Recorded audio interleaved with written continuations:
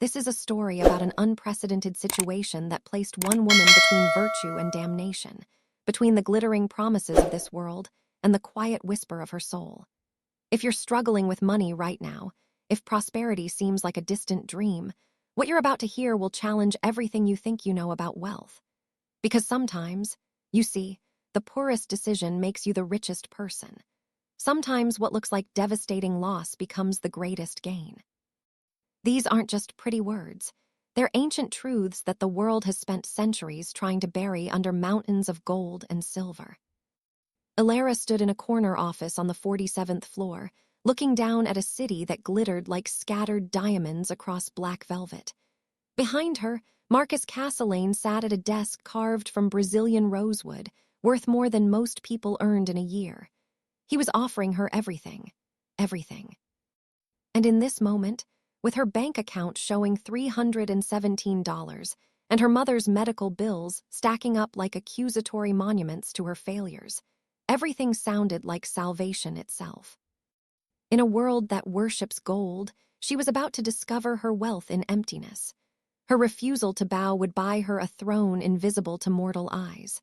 But right now, standing in that office with her worn shoes and her outdated phone, she couldn't see any of that.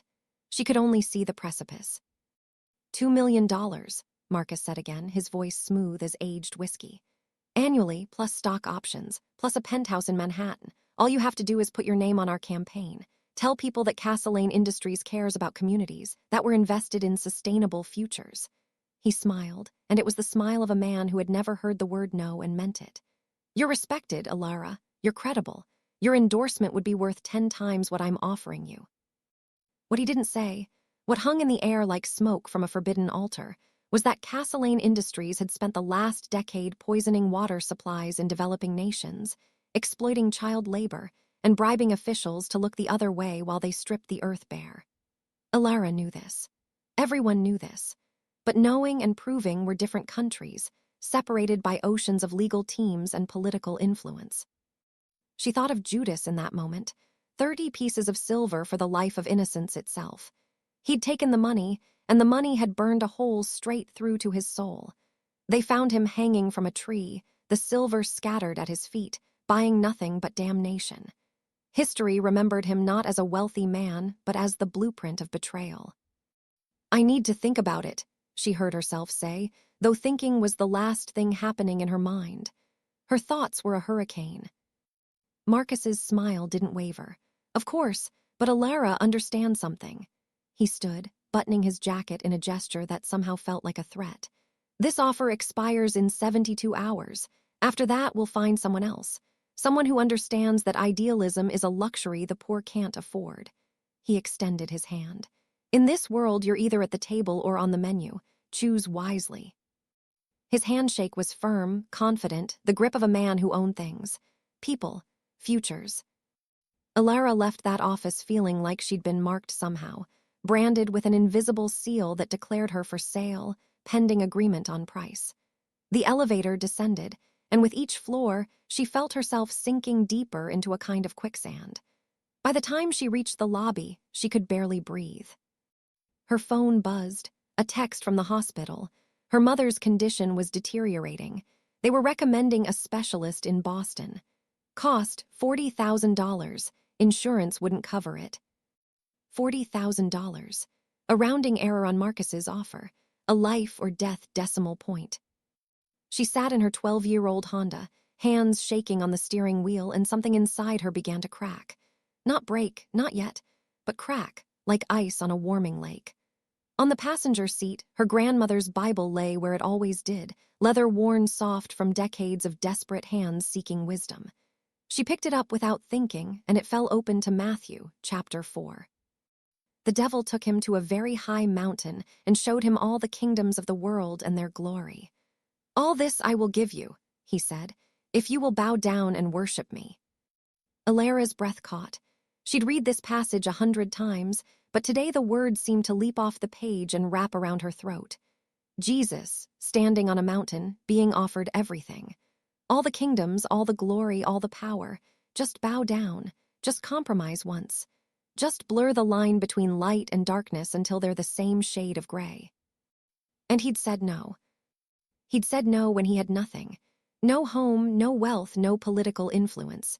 He'd chosen the hard road, the narrow path, the way that led to a cross and a crown of thorns, but also to resurrection, also to eternal kingship, also to the kind of riches that moths couldn't corrupt and thieves couldn't steal. But he was the Son of God, Alara thought.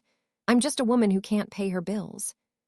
She started the car and drove home through streets that suddenly seemed like a moral maze, every billboard a temptation, every luxury car a rebuke to her choices. She'd spent her career building a reputation as an environmental advocate, someone who couldn't be bought, who spoke truth regardless of consequence. 10 years of eating ramen noodles and shopping at thrift stores, of saying no to comfortable compromises, of building something she'd thought was unshakable. Now she was shaking. Her apartment was in a neighborhood that real estate agents called emerging, which meant poor but gentrifying, dangerous, but with good coffee shops appearing like scouts before an invading army of wealth. She climbed 3 flights of stairs because the elevator had been broken for 2 months, and let herself into a space that was clean but sparse. Everything she owned could fit in a pickup truck. On her kitchen table, bills sprawled like casualties of war. Electric, water, credit card. Student loans from a master's degree that had promised opportunity but delivered only debt. And underneath them all, the hospital invoices, growing like some terrible living thing, multiplying in the darkness. She made tea because she couldn't afford therapy, and tea was the next best thing. As water boiled, she thought about Gehazi, Elisha's servant, who'd watched his master refuse payment from Naaman the Syrian. Elisha had healed the man of leprosy and asked for nothing, performing a miracle out of pure grace. But Gehazi couldn't understand wealth without grasping it. He'd run after Naaman in secret, lied about needing money for visitors, and taken silver and clothing he had no right to claim.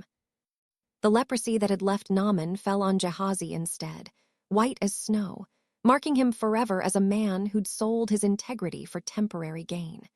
He'd traded his master's honor for silver that turned to poison in his hands. Was that her future? Was that what waited if she took Marcus's money? But then again, was it really the same? Gehazi had lied and stolen. Marcus was offering her a job, a legitimate position with a legitimate salary. Wasn't she allowed to earn a living? Didn't she have a responsibility to her mother, to herself, to survive in a world that crushed the poor under indifferent heels? The arguments spiraled in her mind like water circling a drain, pulling her down toward a decision she didn't want to make. Her phone rang. Her best friend, Jessica, calling from her vacation in Aruba. Jessica worked in marketing for a pharmaceutical company and made 6 figures selling pills that cost pennies to produce and hundreds to buy. She'd tried to recruit Alara a dozen times, couldn't understand why anyone would choose poverty over prosperity. "You sound stressed," Jessica said after the usual pleasantries. "What's wrong?" Alara told her about the offer, about Marcus, about the money that could solve everything. "So take it," Jessica said, as if it were the simplest thing in the world. "Alara, honey, I love you, but your martyr complex is exhausting. You think you're being noble, but you're just being stupid. Nobody's going to remember your integrity when you're living under a bridge." But what they're doing. Everyone does questionable things. That's business. That's life. You think my company is saving the world? We're making money. That's what companies do. You put your name on their campaign, you cash the checks, and you use the money to do actual good. You could donate to real environmental causes. You could save your mother. You could stop living like a monk in the 21st century. It made sense. Terrible, seductive sense. Use their money against them. Take the devil's gold and turn it into good works. Robin Hood in a business suit. But something in her spirit recoiled. The same instinct that tells you not to eat spoiled food even if you're starving. There was poison here, hidden in honey. "I have to go," Alara said, and hung up before Jessica could launch into another argument. She didn't sleep that night. Instead, she walked through her neighborhood as darkness fell, past convenience stores with barred windows and churches with names in Spanish and Korean and languages she couldn't identify. Past people who worked 3 jobs and still couldn't make rent, who faced daily the choice between medicine and food, who lived in the permanent tension between survival and surrender. These were her people. She'd grown up in a neighborhood just like this, raised by a single mother who cleaned houses to keep them fed, who'd never compromised her faith or her honesty even when both seemed like unaffordable luxuries. Her mother had taught her that character wasn't what you did when people were watching. It was what you refused to do when no one would ever know. But her mother was dying now, and character couldn't pay for experimental treatments. By the time Alara returned to her apartment, dawn was breaking, gray and cold. She had 48 hours left to decide. She opened her laptop, not sure what she was looking for, and started researching Marcus Castellane. Not the official biography, not the press releases, but the truth hidden in footnotes and foreign newspapers and investigative reports that American media had somehow overlooked or ignored. What she found made her physically ill. A village in Indonesia where Castellane Industries had dumped chemical waste into the river that was the community's only water source. Children born with deformities. Cancer rates 5 times the national average. When locals had protested, Castellane had hired private security, mercenaries, really, who'd beaten the organizers and burned their homes. 3 people had died. The company had paid a fine of $50,000, roughly what Marcus probably spent on wine in a month. A factory in Bangladesh that collapsed, killing 217 workers, mostly women. Castellane had outsourced production there specifically to avoid American safety standards. After the collapse, they'd settled with families for an average of $300 per death, the cost of a single dinner at the restaurants Marcus frequented. A mine in the Congo operated with child labor, some as young as 7, digging for minerals that ended up in phones and computers. When human rights investigators got too close, Castellane had worked with local warlords to make them disappear. Literally disappear. The list went on, and on, and on. This was the empire she was being asked to legitimize. These were the atrocities she was being offered $2 million to help whitewash. She thought of Joseph in Egypt, serving in Potiphar's house, trusted and valued. And then Potiphar's wife, day after day, inviting him to compromise just once, to take what was being offered, to seize pleasure and advancement with both hands. No one would know.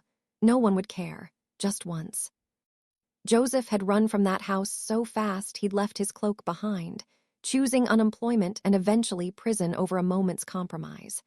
He'd lost everything in the short term. But in the long term, his integrity had positioned him to save nations, to become second only to Pharaoh himself, to fulfill the destiny that God had shown him in dreams. But Joseph's story had a happy ending because it was in the Bible. Real life didn't guarantee that. Real life had plenty of stories about people who did the right thing and died poor and forgotten. Didn't it? Alara pulled out her grandmother's Bible again, searching for counterexamples, for proof that virtue didn't always pay. But everywhere she looked, she found the opposite. Not immediate reward, not worldly success, but a deeper promise. Peace that surpassed understanding. Treasures in heaven. The kingdom of God belonging to the poor in spirit, to the pure in heart, to those who hungered and thirsted for righteousness. She found the widow with 2 mites, giving everything she had to God while rich men paraded their surplus. Jesus had watched her and declared that she'd given more than all of them, because she'd given from her poverty, not her abundance. The rich men would be forgotten. The widow would be remembered for millennia, her story told in every language on earth, her faith echoing through ages. What had her wealth bought her? Nothing that mattered. But what had her poverty purchased? Immortality in the kingdom of God. In Ecclesiastes, she read about the futility of chasing wealth, how it was meaningless as chasing the wind. She read about righteous people suffering and wicked people prospering. And the writer's eventual conclusion that fearing God and keeping his commandments was the whole duty of man. Not success, not comfort, not survival at any cost, just faithfulness. The sun climbed higher, 24 hours left. Alara's phone rang again, Marcus this time. "Just checking in," he said, casual as discussing the weather. "Have you had time to think about my offer?" "I'm still considering it." Good. Listen, I wanted to sweeten the deal. $3 million annually. and we'll cover all your mother's medical expenses. Everything. The best doctors, the best facilities, whatever she needs. Ilara's heart stopped. Her mother's life, gift-wrapped in a verbal contract. I know you're worried about the optics, Marcus continued, his voice dropping to a conspiratorial tone. But Ilara, think about it this way. You're not endorsing everything we've ever done. You're helping us do better going forward. Your presence will actually improve us. You'll be a force for positive change from the inside. It was the same argument Jessica had made, polished to a diamond shine by a man who'd spent decades learning how to make corruption sound like conscience. You have to understand, he pressed, that in the real world, change happens incrementally. Compromise isn't weakness, it's strategy. You plant seeds of reform, you work within the system, you make things incrementally better. Staying pure in your little apartment, refusing to engage with power, that's not nobility. That's cowardice dressed up as virtue. Every word was designed to wound, to make her doubt, to reframe her integrity as foolishness. And it was working. I'll have an answer for you tomorrow, she said, her voice barely a whisper. Tomorrow it is, but Ilara, I've made offers like this before, to people who thought they were too good, too righteous, too pure. You know where they are now? Nowhere. They're teaching at community colleges and writing blog posts no one reads. Meanwhile, the people who said yes, who understood how the world actually works, they're in Congress. They're running foundations. They're actually making a difference. Pride is expensive. Make sure you can afford it. He hung up, and Ilara sat staring at her phone like it was a serpent. She thought about Shadrach, Meshach, and Abednego standing before Nebuchadnezzar's golden image, ordered to bow or burn. The entire empire watching. Their friends and colleagues probably whispering that it didn't really matter, that it was just a symbolic gesture, that God would understand if they bowed their knees while keeping their hearts loyal. Just survive. Just adapt. Just be practical. But they'd refused. They'd chosen the furnace over the compromise. And yes, God had saved them, had walked with them in the flames, had brought them out without even the smell of smoke on their clothes. But what if he hadn't? What if they'd burned? They'd still made the right choice, because the choice was never about the outcome. It was about who they were willing to become. Ilara spent that day visiting her mother in the hospital. She sat beside the bed, holding a hand that felt like paper and bird bones, looking at a face that had once been strong and was now fatting like old photographs. Baby, her mother whispered, you look troubled. And somehow, through cracked lips and medicated haze, her mother already knew. Mothers always know. Ilara told her everything. The offer, the money, the bills, the choice. Her mother was quiet for a long time, so long that Ilara thought she'd fallen asleep. But then she squeezed Ilara's hand with surprising strength. When I was your age, she said, I worked for a man who owned apartment buildings. Slumlord, really. He wanted me to lie in court to say that mold and rat infestations didn't exist, to help him keep exploiting people who had nowhere else to go. He offered me $10,000. Back then, that was more money than I'd ever seen. She coughed, a wet, rattling sound. I said no, lost my job. We ate nothing but beans and rice for 6 months. But you know what I didn't lose? The ability to look at myself in the mirror. The ability to pray without hypocrisy. The ability to teach my daughter that some things matter more than survival. Tears ran down Ilara's face, hot and unchecked. If you take this money to save me, her mother continued, I'll die anyway, honey. We all do. But I'll die wondering if I raised a daughter who thought her mama's life was worth more than her soul. Don't you dare buy me at the price of who you are. She fell asleep then, her point made, her testimony given. Ilara walked out of that hospital knowing what she had to do. The knowledge sat in her chest like a stone, heavy and immovable. It didn't feel like victory. It felt like drowning on dry land. She had 12 hours left. That night, alone in her apartment, Ilara did something she hadn't done since childhood. She got on her knees and prayed. Not the rote prayers of church services or meal times, but the desperate, broken prayer of someone at the absolute end of themselves. I don't know if you're listening, she said to the ceiling, to the silence, to whatever might exist beyond the veil of flesh and time. I don't know if you care about my small problems when there's war and famine and actual tragedy in the world. But I need help. I need wisdom. Because everyone I trust is telling me to take the money. Everyone is saying I'm being foolish, that I'm choosing pride over practicality. And maybe they're right. Maybe virtue is just the luxury of people who have never really suffered. Maybe I'm about to make the biggest mistake of my life. She waited, but no voice came from heaven. No burning bush appeared in her kitchen. No angel materialized with instructions. Just silence, and in that silence, a memory. Her grandmother, years ago, reading to her from Proverbs. Trust in the Lord with all your heart and lean not on your own understanding. In all your ways acknowledge him, and he will make your paths straight. Not easy, straight, there was a difference. Alara stood up, her knees aching from the hard floor, and knew with a certainty that defied logic what she had to do. She composed an email to Marcus Castlane. Her hands shook so badly she had to retype it 3 times, but eventually the words were there, simple and final. Mr. Castlane, I appreciate your generous offer, but I must decline. I cannot in good conscience lend my name and reputation to your company. I wish you well, but this is not a path I can walk. Sincerely, Alara. Her finger hovered over the send button. This was it, the point of no return. Once this email left her outbox, she couldn't unsend it.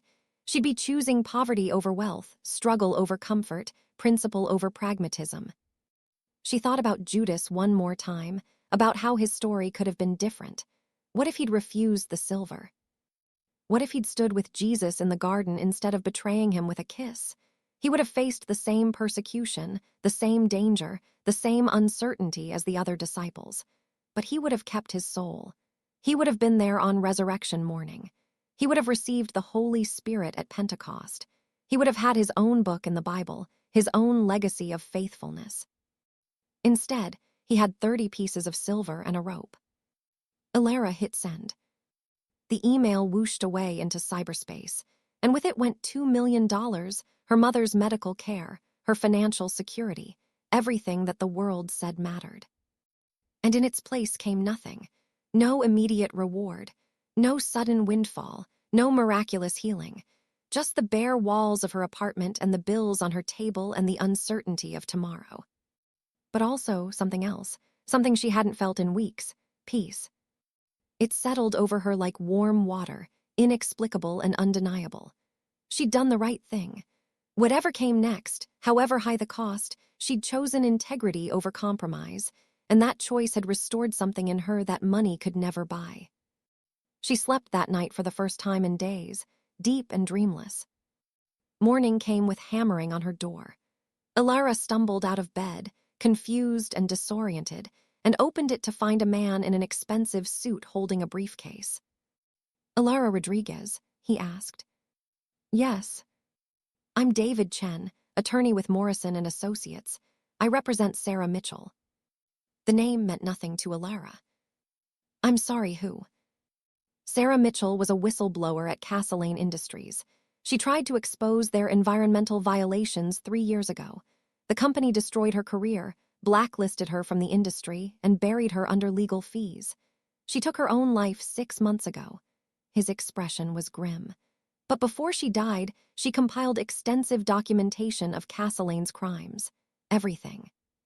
She left instructions for her attorney, me, to find someone with the credibility and courage to bring this evidence to light. Someone who couldn't be bought. He opened the briefcase, revealing folders thick with documents. "Your name came up repeatedly in our research. We've been watching you, Ms. Rodriguez. We saw Castlane approach you. We knew he'd make you an offer." He smiled, and it was sad and knowing. "We had to wait to see what you'd choose." Alara's mind reeled. Why? Because if you'd taken his money, you would have been compromised. We needed someone clean, someone who'd already proven they couldn't be bought. He set the briefcase on her table. "Sarah's estate is substantial. Her family has authorized a payment of $50,000 to whoever agrees to be the public face of this investigation. It's not a fortune, but it should help with your immediate needs. Your mother's medical bills, for instance." $50,000, exactly what she needed. Not a penny more, not a penny less. "But more than that," David continued, "this is the kind of story that will end Castlane's empire. It's the kind of story that will make your reputation as a journalist and activist unassailable. Networks will want interviews. Organizations will want you on their boards. This is the beginning of a career, not just a paycheck. Ilara stared at the briefcase, at this stranger in her apartment, at the impossible timing of it all. "When did you decide to contact me?" she asked. "This morning, after we confirmed that you'd refused Castellane's offer. We had to know you were incorruptible before we could move forward." She'd sent the email 12 hours ago. If she'd waited, if she'd taken Marcus's offer, if she'd compromised just this once, she would have missed this entirely. The blessing had been waiting on the other side of obedience, invisible until she'd stepped out in faith. It was Job's story all over again. Tested to the breaking point, remaining faithful when everything said to curse God and die, and then restored double. Not because faithfulness guaranteed prosperity, but because God had a plan that depended on character tested and proven.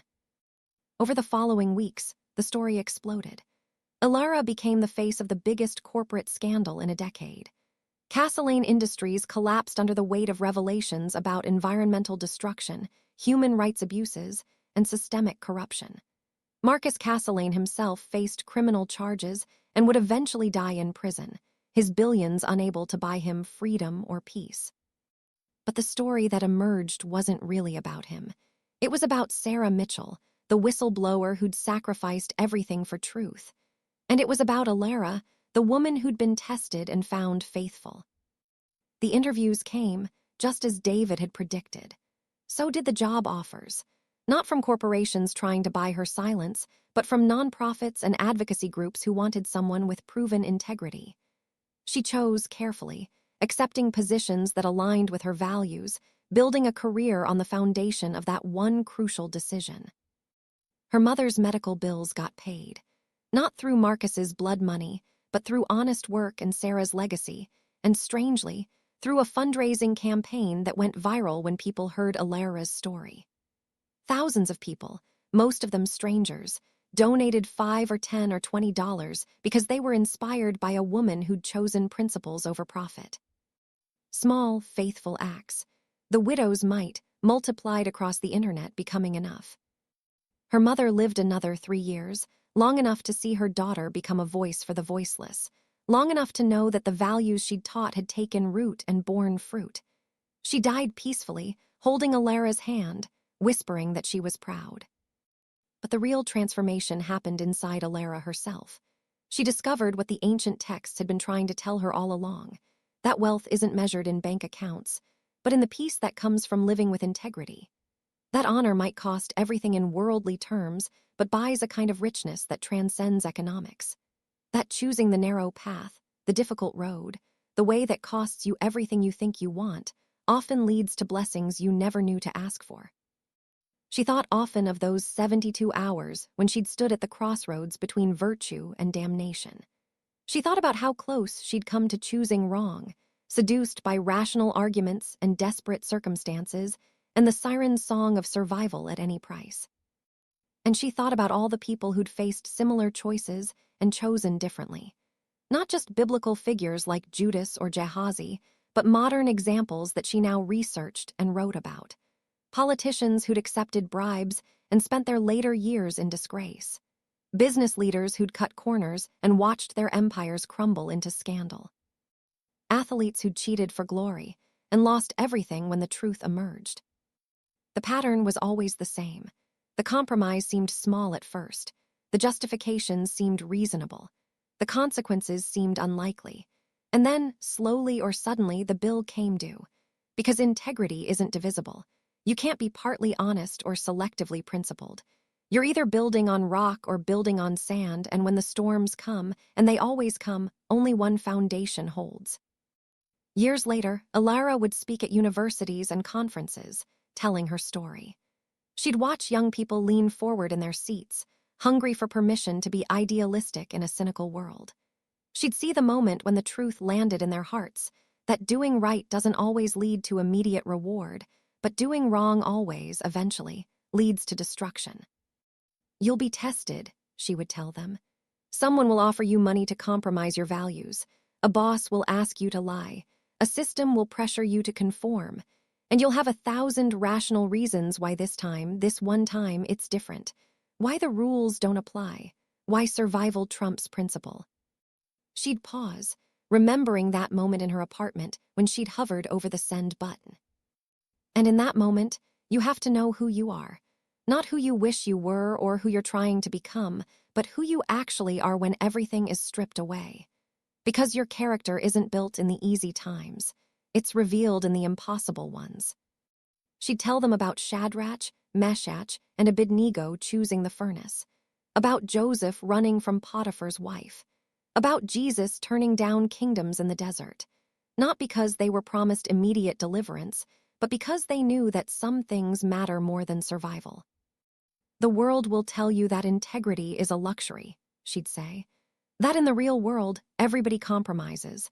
That standing on principle is just pride in disguise. Don't believe it. Those are the lies that keep people enslaved to systems and ideologies and emptiness dressed up as abundance.